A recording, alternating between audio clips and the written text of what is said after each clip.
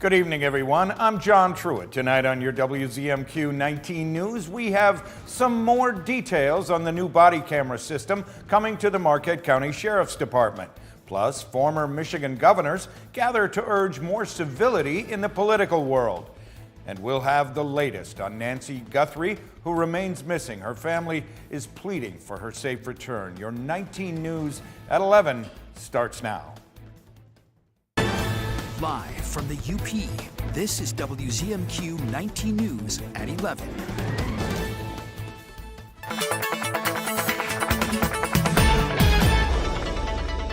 Welcome in. A first look at your forecast. We're talking about snow and cold for the weekend as we prepare for it. But for your Friday, these are your highs for tomorrow. But don't be fooled. These temperatures in the upper 20s and even lower 30s for some will happen much earlier in the morning, and then temperatures drop throughout the day. We'll have some snow to deal with, but it's mostly the cold. This is very early tomorrow morning. Around 4 a.m. we're into the 20s for the feels like. That cold air quickly settles in, drops those temperatures to sub-zero by the time we hit the afternoon.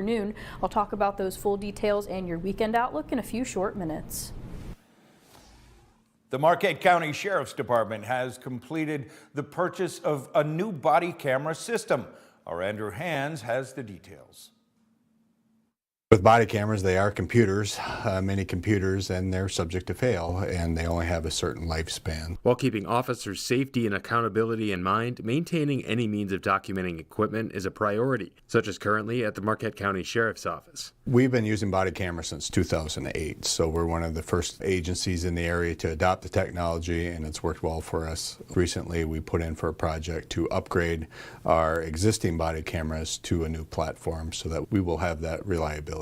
Over the past few months, the Sheriff's Department has been in talks with the county on utilizing fiscal year 26 capital project funds for the new body cam system. The Sheriff's Office received 5 bids over that time from a list of manufacturers, ultimately selecting a roughly $68,000 deal with Motorola. Larson says this was the most affordable and compact system. So our old system here, we have our battery pack, you have the DVR, you have all the electronics in a separated unit, and then you have a cord which goes to the camera head. Now, this cord can move, it can break, and so we have to replace that. The camera head may go bad, we have to replace that. In the new system that we're going to be moving to, it's an all-in-one enclosed unit. With the bid also came the option of manufacturer-based cloud storage. Larson says the department continues to utilize its local means of storage, which in turn adds more work into the process while remaining subject to FOIA regulations. You end up with many, many terabytes of data that you have to store, and it has to be intaked properly. And so some of the hurdles and maybe reasons why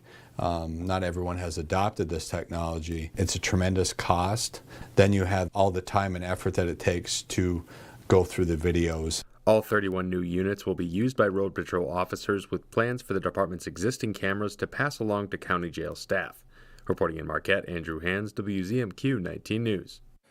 The Ishpeming Township Planning Commission held a public hearing tonight about a possible new housing development. The hearing allowed citizens to comment on a possible partnership with the Marquette County Land Bank Authority to examine the feasibility of redeveloping a parcel of land at the end of River Street in West Ishpeming for housing.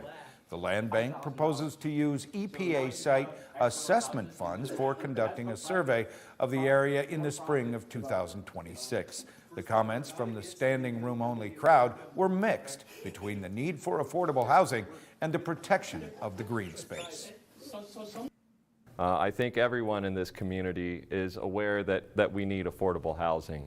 So if there's a way we can work together to make sure that as much of this property is protected as possible, I would love to have that conversation. The Planning Commission took no action during tonight's hearing and says they may revisit the matter at a later date.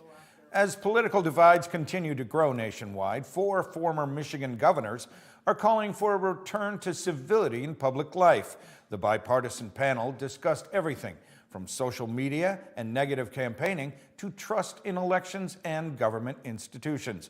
Our Michigan Capitol correspondent Sophia Murphy has more from the discussion in Lansing. Four of Michigan's former governors have come together to share one message. Political disagreements should not come at the cost of respect. The event, hosted by the Michigan Civility Coalition, brought together Democrats and Republicans to discuss how political discourse has changed. What's the greatest threat to America?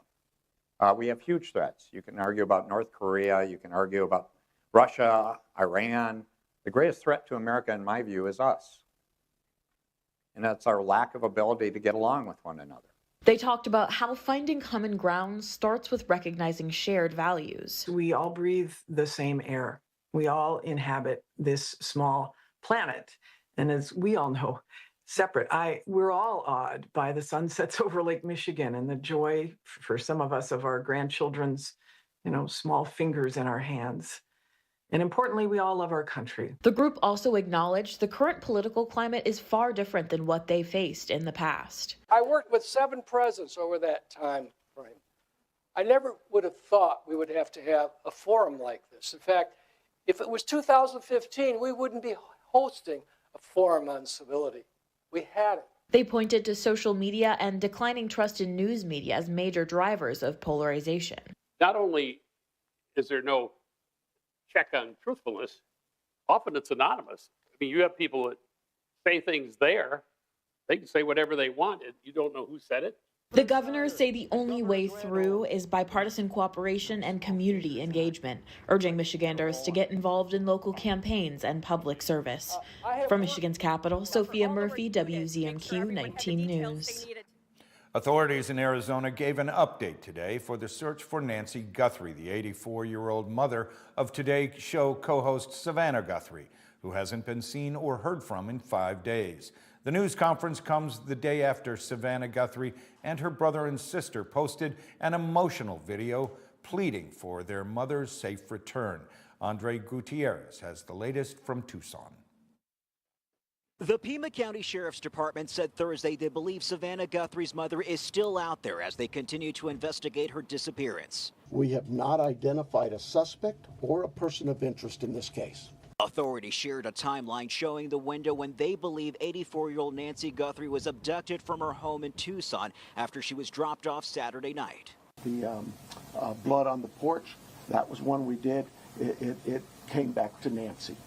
We want to hear from you, and we are ready to listen. In an emotional video released Wednesday, the Today Show co-host and her siblings pleaded directly with whoever may be holding their mother and acknowledged the reported ransom letter. We need to know, without a doubt, that she is alive and that you have her. The FBI says there has been no response so far from the video the children put out. There has been no proof of life, and there was no other demands within that letter. So they're still waiting for communication. Savannah is very smart. She's going to do what she needs to do to get her mother back. Savannah Guthrie's friend Sally Shamrell helped organize last night's vigil. I just want that very, very, very precious woman back in her children's arms. The FBI announced a $50,000 reward for information leading to Nancy Guthrie's recovery and an arrest in the case. The FBI says the ransom note sent to the media contained details including 2 deadlines. The agency said it's investigating the note and any action taken regarding the ransom is decided on by the family. Kelly Rowland has your first warning weather forecast when we come back. Plus, we'll hear what filers need to keep in mind this tax season. And we'll get a sneak peek at what to expect during this year's Super Bowl halftime performance.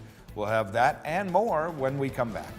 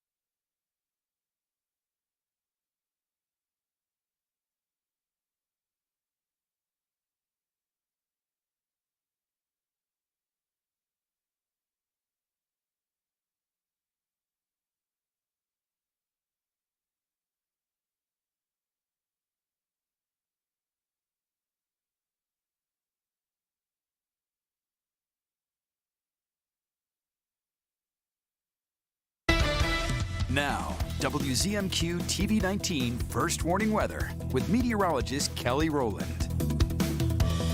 Welcome back. We know at this point in the winter that it is cold and we have snow. So let's talk about the weekend. But as for today, 23 degrees for the high, the average is 22. So yes, that's only a degree above normal, but it definitely is a relief from what we felt over the last few weeks and just about an inch of snow. There's more snow and more cold on the way for the weekend, but the good news is it doesn't last the entire weekend. We are expecting some snow and some lake effect snow to roll in the overnight and last through tomorrow morning, tomorrow afternoon, really all day Friday, especially if you're into the Marquette County and into the Munising area. This is where that band will tend to hang around, and it will last, maybe even linger into Saturday morning, and then that's when we start to see the shift away from the snow and the cold. Hopefully by Sunday, all of that will be out of here. A winter weather advisory will go into effect. It's only from 4 a.m. to 10 a.m. So this is going to impact that morning commute if you're doing any traveling in that time frame. It's not so much for the snow. This is only specifically for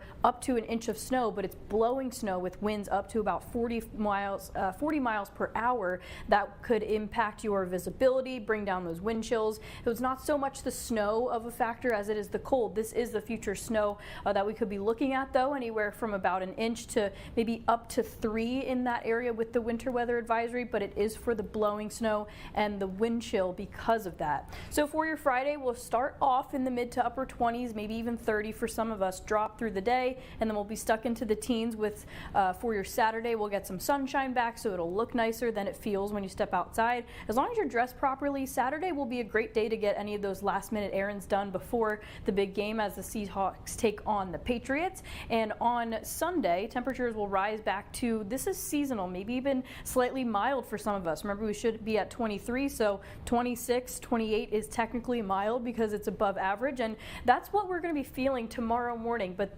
remember, we are expecting that cold surge really after that morning commute. So this is the actual air temperatures where they drop to single digit by Friday afternoon and then not rising too much throughout Saturday. And this is why. Here's the northern winds, and they pick up pretty quickly in that 5 a.m., 6 a.m. time frame. They get up to about 25, 30, again, maybe even pushing 40 mile per hour wind gusts at that time. So it'll be blowing the snow around, centralizing that lake effect snow band through Munising.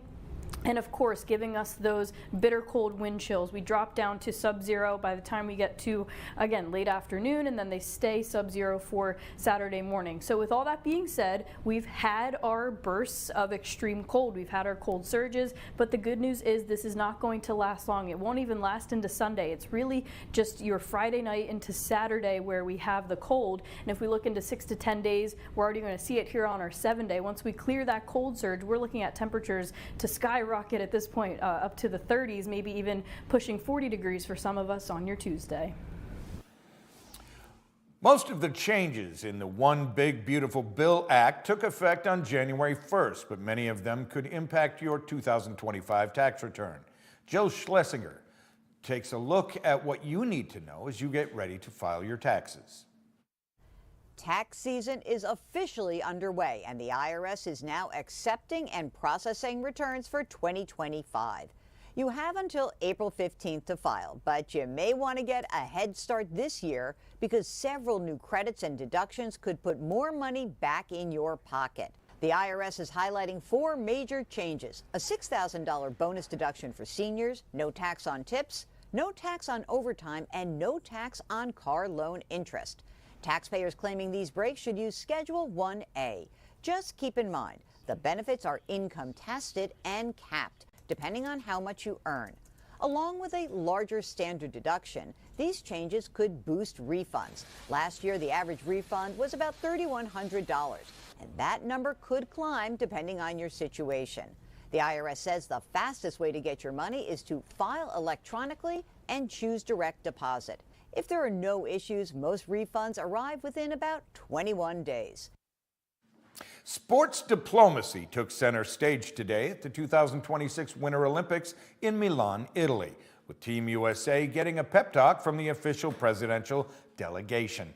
Vice President J.D. Vance and Secretary of State Marco Rubio greeted U.S. athletes in Milan and wished them luck. Vance is leading the U.S. delegation At Friday's opening ceremony, which also includes his wife, Second Lady Usha Vance, and Secretary Rubio, the U.S. Ambassador to Italy, as well as former Olympic gold medal winners.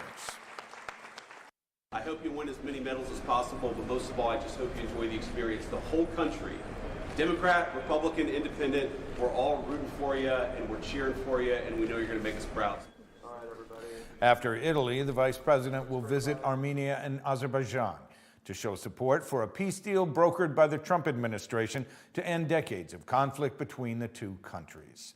A teaser for this year's Super Bowl halftime show stated, "On February 8th, the world will dance." We learned a little more about what that means at the traditional halftime press conference, where Bad Bunny gave us some answers. Elizabeth Cook has details, plus what the pregame performers had to say about their songs. Bad Bunny says not to worry if you don't speak Spanish. His halftime show will be a party for everyone. I know that I told them that they had 4 months to learn Spanish. They don't even have to learn Spanish. They just, it's better if they learn to dance. But I think there's no better dance than the one that can come from the heart. In 2020, the Puerto Rican superstar made a surprise appearance at Shakira's halftime show, but he was tight-lipped on any surprises this year. We ask it every year, to be fair. I'm just trying to say all the English words that I know. We appreciate it. That's what I'm doing here. The artist is fresh off 3 wins at the Grammys, where he used one of his victory speeches to make a statement on immigration. Eyes out. He didn't talk politics on Thursday, but earlier this week, NFL Commissioner Roger Goodell said he doesn't expect Bad Bunny to do so on Sunday either. When your life flashes before your eyes, you'll see things like this. We also heard from others performing on Sunday. Charlie Puth hopes the audience feels inspired as he belts out the national anthem. How have I prepared? A lot of singing in the shower, a lot of singing alone. Coco Jones is looking back in time as she prepares to sing Lift Every Voice and Sing, recognized as the Black National Anthem that's been played before each of the last 5 Super Bowls. Thinking about my grandma and my ancestors and the women that came before me and what they want to see, what they would need to see. Brandi Carlile will perform America the Beautiful. Mike Ludlam has your sports highlights after the break. He'll start with tonight's basketball matchup between Michigan Tech and Lake Superior State University. We'll be right back.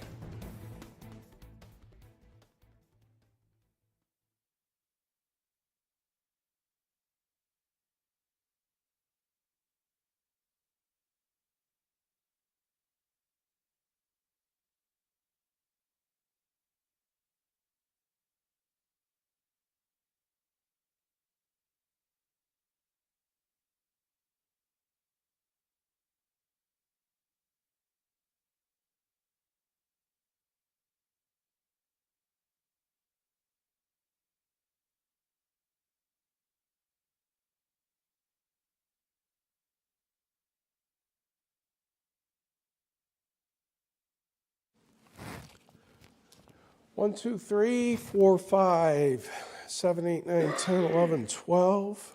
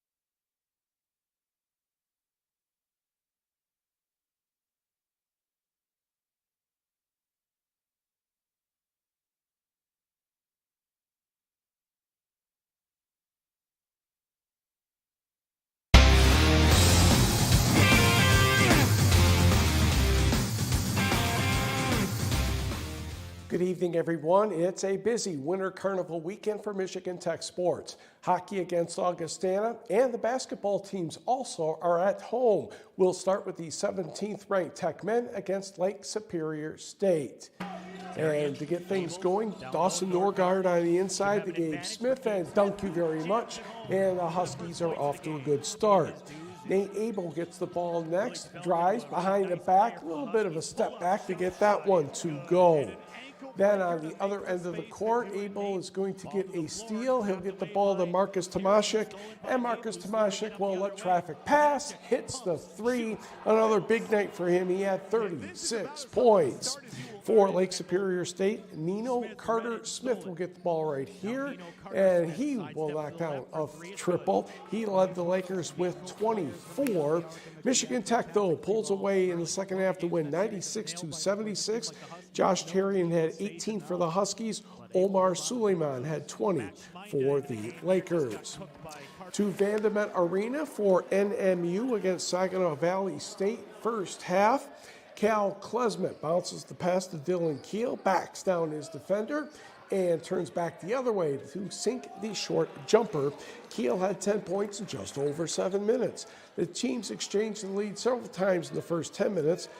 Cal Klesmet fakes, and gets that one to go. He had 24. That was his only two-pointer, though. He was 7 of 8 behind the arc.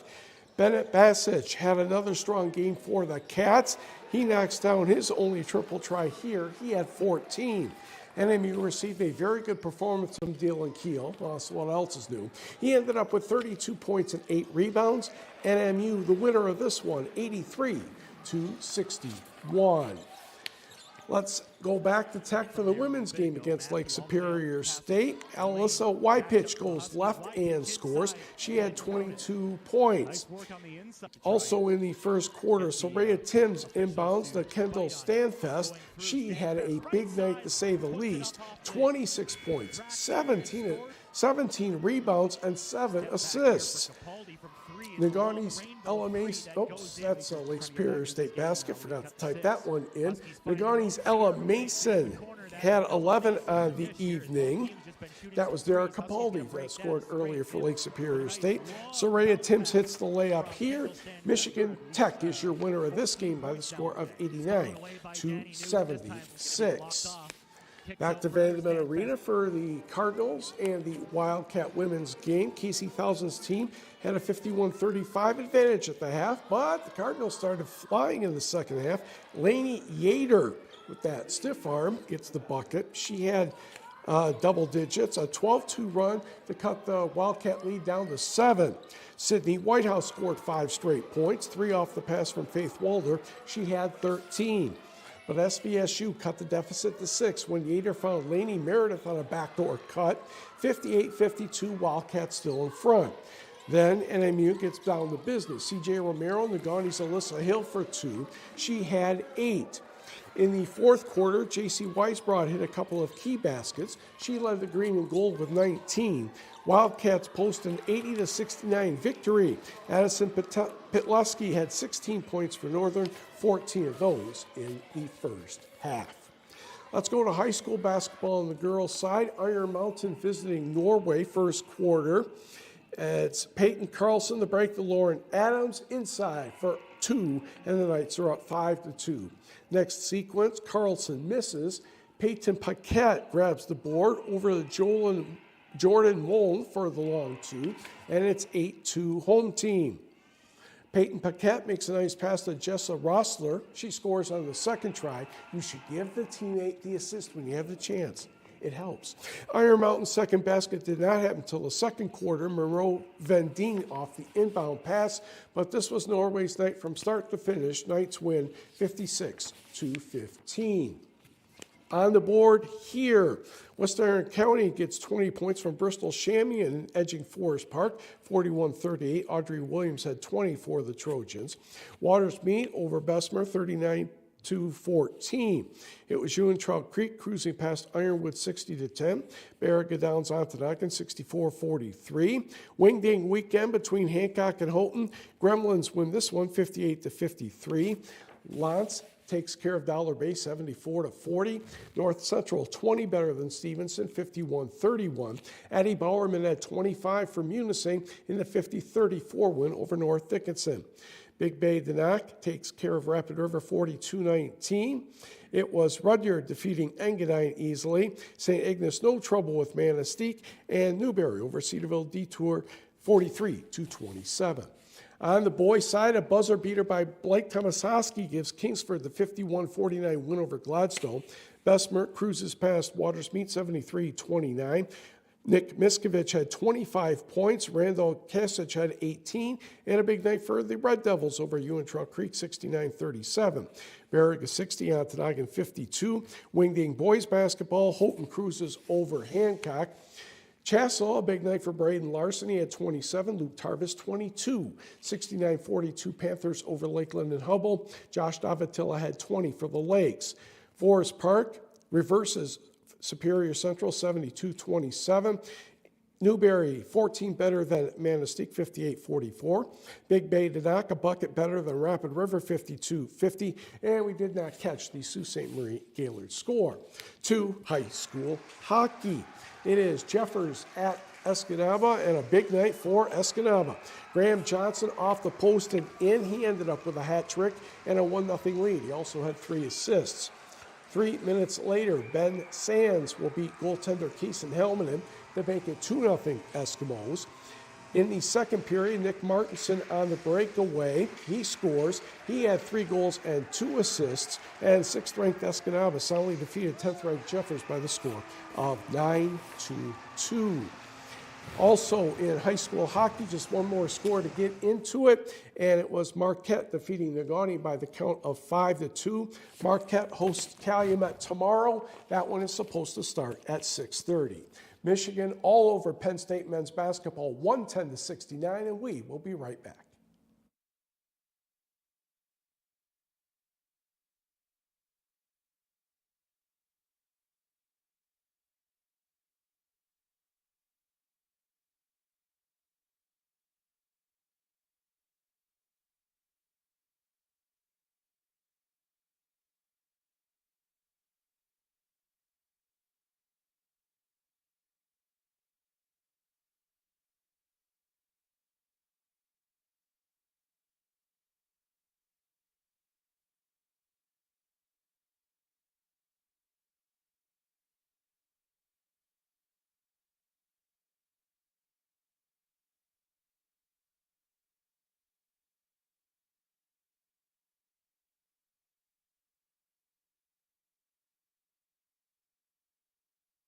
We could. Yeah, why don't we do that? Come on, Cher, get up.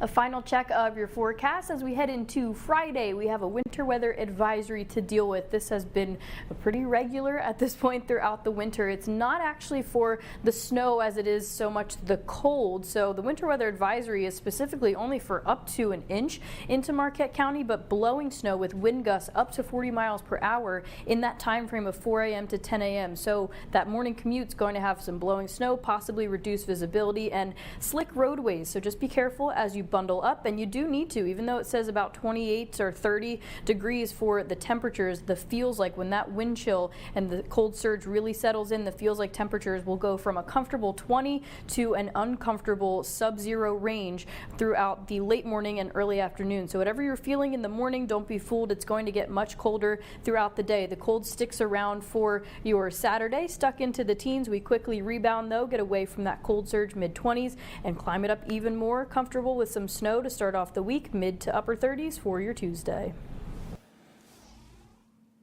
We just invented some time, so we'll show you some of that Michigan game against Penn State, and to be honest, it didn't last very long at all. In the first half, Elliot Cadeau will line up the three-pointer and put that one in, and he had a good night. A lot of Michigan players had a good night. That made it 21-8. Then Yaxel Lindenborg will get the dunk from Cadeau.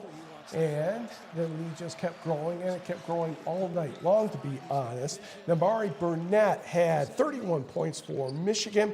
And again, they went on to win 110-69. That's all for now. We'll see you tomorrow at 6. Good night, everyone.